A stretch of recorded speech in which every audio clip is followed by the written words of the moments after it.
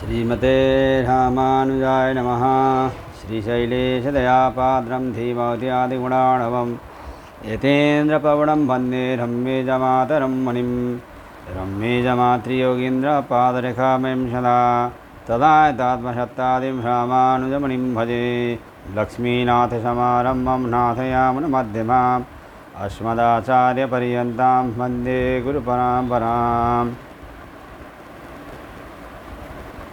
श्रीमच्छठारियतिराजकृपावलम्बं सौम्योपयन्त्रिगगनाद्रिमुनीन्द्रभक्तं वेदान्तयुग्मविशदीकरणप्रवीणं रामानुजं यतिवरं गुरुमाश्रयामः। श्रीमद्काशीपवंशमध्यगगने श्रीचन्द्रवदभासितं श्रीमद्वेङ्कटनाथसेवनरतं भानाचलोपासकं श्रीमधुसूदनार्यकृपया सम्प्राप्य मन्त्रादिकं वन्देऽहं वधवर्यमाधवगुरोः पादारविन्दं सदा।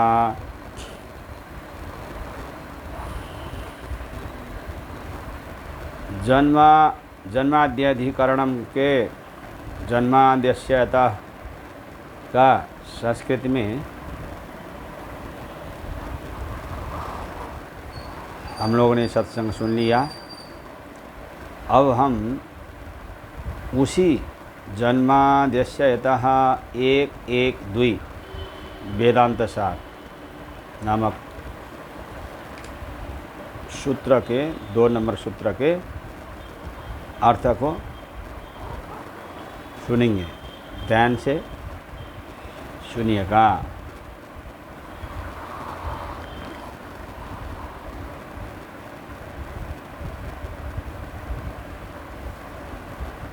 अस्य इस विविध और विचित्र भोक्तृवर्ग भोग्य और भोग स्थान से पूर्ण चराचर जगत का जन्मादि उत्पत्ति पालन और संहार एतः जिससे होता है वह ब्रह्म है। ब्रह्म माने भागवत महापुराण में कहा है ना, अणोरणीयान महतो महीयान। छोटे से सबसे छोटा और बड़े से सबसे बड़ा, और उसका शरण में जो जाता है उसको भी अपना ही सरह बड़ा जो कर दे वो ब्रह्म है। सारा अर्थ अस्य विचित्र चिदचिन मिश्रस्य, यह संसार चेतन और अचेतन रूप से मिश्रित है। इसमें सुख दुख और उनका उपभोग का विषय भी व्यवस्थित है। तादृश जगत की सृष्टि स्थिति और संहार आदि जिससे होता है वही ब्रह्म है। जो भी सर्वसाधारण को यह जगत देखने और सुनने तथा अनुभव में आता है वह विविध प्रकार का और विचित्रता से युक्त अद्भुत है। इसका कर्ता ब्रह्म के अतिरिक्त अन्य कोई हो ही नहीं सकता। परब्रह्म परमात्मा ही अपने संकल्प मात्र से इस जगत की सृष्टि करता है और स्वयं पालन करता है तथा स्वयं संहार भी करता है। प्रथम सूत्र में जिस ब्रह्म की चर्चा की गई थी वह यही है जो जगत की सृष्टि स्थिति और पालन करता है। जिज्ञासाधिकरण में सिद्ध वस्तु ब्रह्म में वेदांत प्रमाण नहीं हो सकते, इसलिए ब्रह्म विचार का आरंभ नहीं होना चाहिए। यह शंका उपस्थित होने पर उसका निराकरण करके ब्रह्म विचारारंभ का समर्थन इस सूत्र से किया गया है। जब तक ब्रह्म लक्षण के द्वारा नहीं जाना जाए तब तक ब्रह्म की सिद्धि नहीं हो सकती, क्योंकि लक्षण और प्रमाण से पदार्थ की सिद्धि होती है, ब्रह्म लक्षण से नहीं ज्ञात हो सकता। इसीलिए ब्रह्म विचार आरंभ नहीं करना चाहिए। इस तरह के पूर्व पक्ष का निराकरण करके ब्रह्म विचारारंभ का भी समर्थन किया गया है।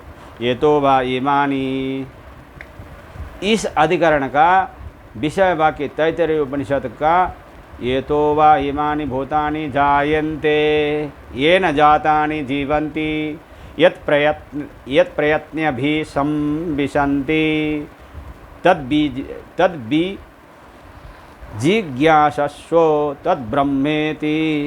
तैत्तिरीय उपनिषद भृगुवंदी 1। यह वाक्य है।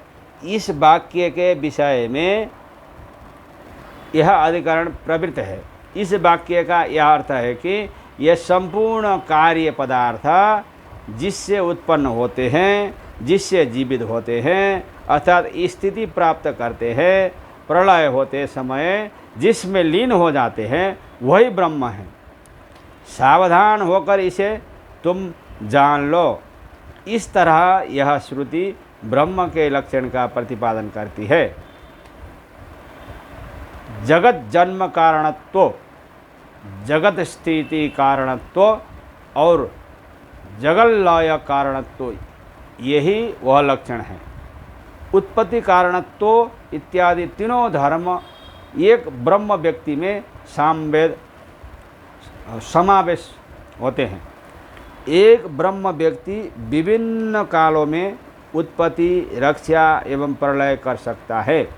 तद ब्रह्म, इस निर्देश में एक वचन से ब्रह्म में एकत्व सिद्ध होता है। एक ब्रह्म व्यक्ति में संगत होने वाले ये तीनों धर्म अविरुद्ध विशेषण है। इनसे विशेष्य ब्रह्म में भेद सिद्ध नहीं हो सकता है। सूत्रे यत इति, इस सूत्र में यतः यह पंचमी विभक्त्यांत यत शब्द से तहसील प्रत्यय होकर बना है और यह हेतु अर्थ का बोधक है। वह हेतु संसार की उत्पत्ति, पालन और संहार में समान ही है। अर्थात परमात्मा जगत की उत्पत्ति का भी हेतु है, पालन का भी और संहार का भी। यहाँ पर आदि शब्द का एक और अर्थ आचार्य लोग स्वीकार करते हैं। सृष्टि के बाद जीवात्मा के साथ परमात्मा का अनुप्रवेश जनि हेतुत्वंच, किसी भी वस्तु की उत्पत्ति में दो कारण अवश्य हुआ करते हैं।